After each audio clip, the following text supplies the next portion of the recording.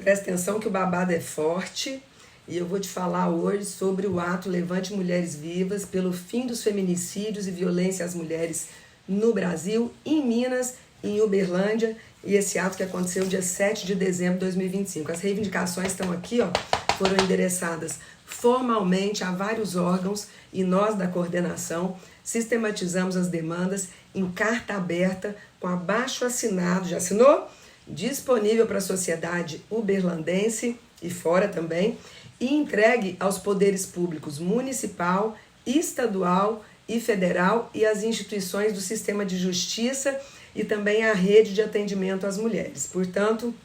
nós mulheres, movimentos, coletivos, instituições, ativistas, pesquisadoras, cidadãs comprometidas com a vida das mulheres e os homens parceiros, apresentamos essa carta pública com reivindicações urgentes e necessárias para o enfrentamento aos feminicídios e pelo fim da violência às mulheres em Uberlândia. Então, no último dia 7 de dezembro de 2025, foi realizada uma mobilização nacional, o Levante Mulheres Vivas, em resposta ao crescente aumento dos casos de feminicídios e de violências às mulheres, tanto no Brasil como no mundo, mas no Brasil, cerca de 4 mulheres são assassinadas por dia simplesmente por serem mulheres, por menosprezo. São dados do Mapa da Segurança Pública e a gente tem aqui que 1.459 casos de feminicídios foram registrados em 2024 e divulgados em 2025. Também dados do Ministério da Justiça e Segurança Pública e Mapa da Segurança Pública 2025. Em Minas Gerais, no primeiro semestre de 2024, foi registrado em média um feminicídio,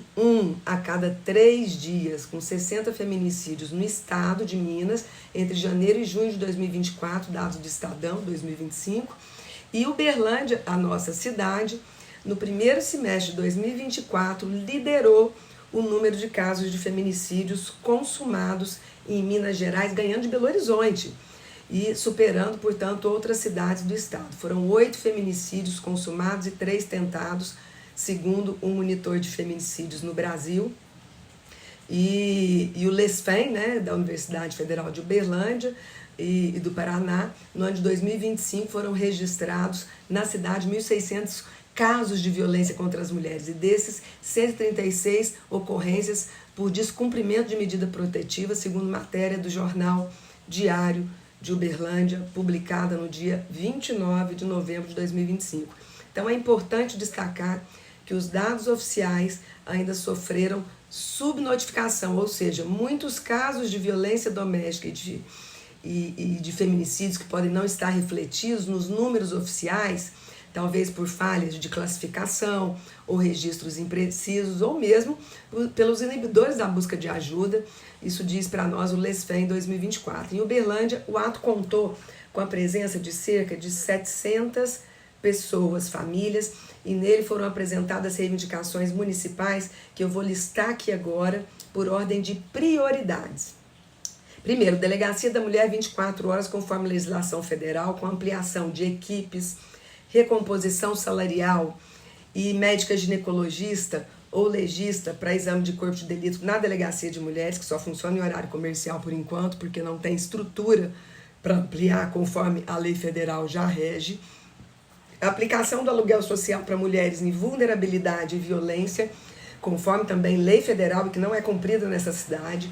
Mulheres e filhos encaminhados à casa-abrigo sem revitimização, sem ter que recontar a história, e que a casa tenha estrutura, transparência nas ações, com encorajamento para mulheres com seus filhos menores de idade permanecerem lá, estarem seguras, e um fluxo garantido via Delegacia de Mulheres, mas também com a SOS Mulheres, que ajudou a constituir a casa-abrigo na época, junto com a Divisão de Direitos das Mulheres. Eu tive a oportunidade de criar e ser a primeira diretora.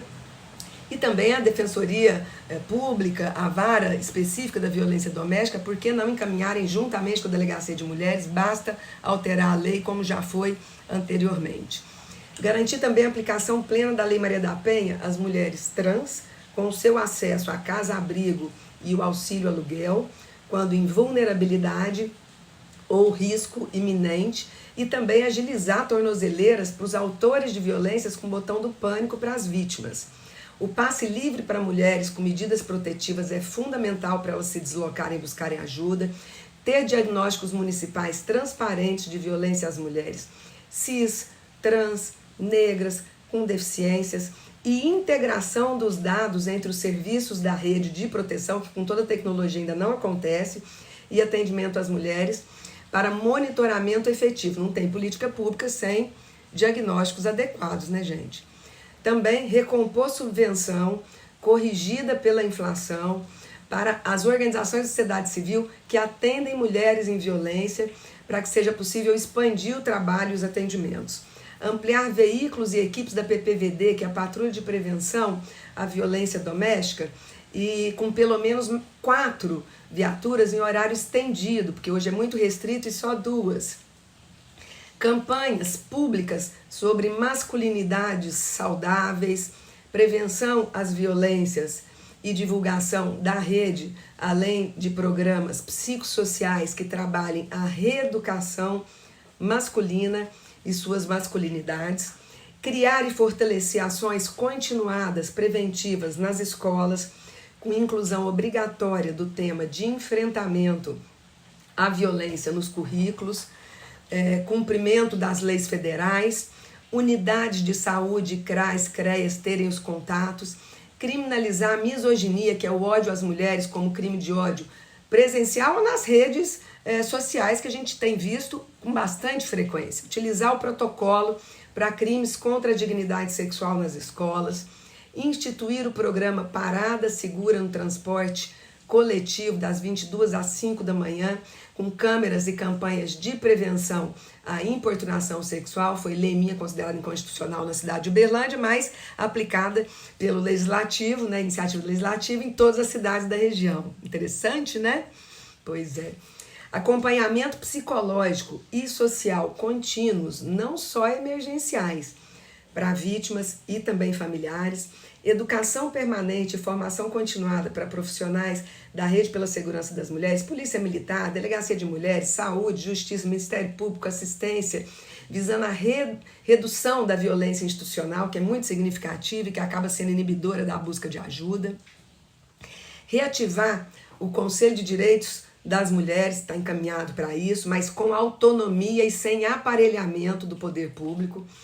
Políticas efetivas e permanentes de prevenção a violências e aos feminicídios, com orçamento garantido, sem din-din não resolve, com participação dos movimentos sociais nas decisões, prioridade de contratação no serviço público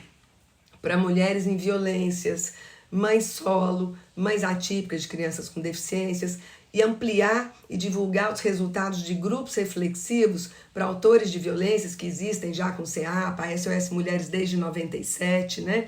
E ver se é preciso e se for ampliar esses grupos reflexivos. Divulgar e fiscalizar leis municipais aprovadas para a segurança e direitos das mulheres, como, por exemplo, contatos da rede em unidade de saúde, o Disque Direitos Humanos e 180 em bares, restaurantes, casas noturnas, preferência de matrícula escolar de dependentes, de mulheres que se encontram em violências, mães solos e atípicas e vaga próxima às residências, mulheres com acompanhantes em procedimentos médicos, tudo isso foram leis minhas, aprovadas, algumas em parceria com outros colegas, quando fui vereadora, e tantas outras mais, que aqui não cabe destacar todas. Tornar Uberlândia referência nacional no enfrentamento ao feminicídio e ampliar horário de atendimento com profissional feminino para atuação no posto médico legal que fica na Universidade Federal de Uberlândia para exames de corpo de delito. E nós reafirmamos que a vida das mulheres importa e que nenhuma morte pode ser naturalizada. É preciso seguirmos vigilantes até que todas vivam livres, seguras, sem medo e com direitos garantidos. Todas as reivindicações e os eixos temáticos devem perpassar questões de classe, raça, etnia, pessoas com deficiências, PCDs, orientação sexual, geração, faixa etária, regionalidade, localização urbana ou rural e todo tipo de diversidade que faz diferença na existência dos sujeitos. Quem que assina essa carta e o abaixo-assinado e participaram do ato e apoiaram e fizeram as reivindicações? A SOS Mulheres, que é uma organização não governamental desde 97, o Conselho Municipal de Direitos das Mulheres, a Marcha Mundial das Mulheres, o Movimento de Mulheres Olga Benário, o Coleude, Acolhidas UFO, Diálogo e Ação Petista, Avante, Mulher Uberlândia, Associação de Doulas do Triângulo Mineiro, Promotoras Legais Populares, eu sou uma, Associação de Usuários e Usuárias do SUS, participo como vice, Neguem, que é um núcleo de estudos de gênero da Universidade Federal de Uberlândia que a gente criou lá em 92, Ação da Mulher Trabalhista de Minas Gerais, participo dela, PDT, e Movimento Trabalhista pela Educação de Minas Gerais, também, o CRESEX, que é o Centro de Referência em Sexualidade, o coletivo Filhas de Nizinga, a instituição Movere, Voz Inclusiva, o GRUCOM, que é o Grupo de União e Consciência Negra, o Grupo Mulheres, Artes, Artesanatos, o MML, que é o Movimento Nacional de Mulheres em Luta, o Conluta CSP, a ADUFO, PSOL, Movimento Negro Unificado, a FAPO, Coletivo do Feminismo de Ação Popular, o Sintrasp, o Coletivo Pimentel, a Fala Feminista Alziras Guedes e Marias, a Enfravi, que é Enfrentamento à Violência, Coletivo Amar Atípico Uberlândia, o Fórum Permanente de Saúde Mental de Uberlândia, participo dele, o Fórum Regional Mulheres Negras, União de Mulheres de São Paulo, Observatório da Mulher de São Paulo, Filominas, que é o grupo de estudos feminista do curso de Filosofia da Universidade Federal de Uberlândia, o Sintete, que é sindicato dos técnicos administrativos da Universidade Federal de Uberlândia, e o SIMPMU, que é o sindicato de professores e professoras da Prefeitura Municipal. E quem mais quiser assinar e estar conosco, nós estamos à disposição. Existe uma coordenação do movimento, sou eu, tem a Mari, tem a Carla, tem a Verônica, tem a Heloíse, né? E é um coletivo de gente que participou dessa construção, porque só há felicidade se compartilhada, e quando uma mulher vive violência, a família inteira sai machucada, sai perdendo, e esse não é um problema de mulheres, é de mulheres, é do legislativo, fiscalizando as políticas públicas, elaborando projetos de leis para alterar essa realidade, votando um orçamento adequado e com foco também nas mulheres. É uma ação do executivo com as políticas públicas, do judiciário atribuindo sentenças, julgando conflitos e com essa concepção mais ampliada, da vara especializada da família, de toda a rede pela segurança das mulheres, defensoria pública, núcleos jurídicos ou de psicologia, de serviço social, de faculdades privadas, organizações da sociedade civil, enfim, a própria prefeitura, que todos e todas nos comprometamos com essas reivindicações, muitas delas são históricas, outras um pouco mais recentes, mas todas de fundamental importância, que Uberlândia seja inclusive referência de reivindicações para outras cidades que também se mobilizaram com o ato de dia 7 de dezembro. E, mais que nunca, não é à toa que há 30 anos eu venho metendo a colher em briga de marido e mulher da forma mais adequada possível e continuarei. Vem junto.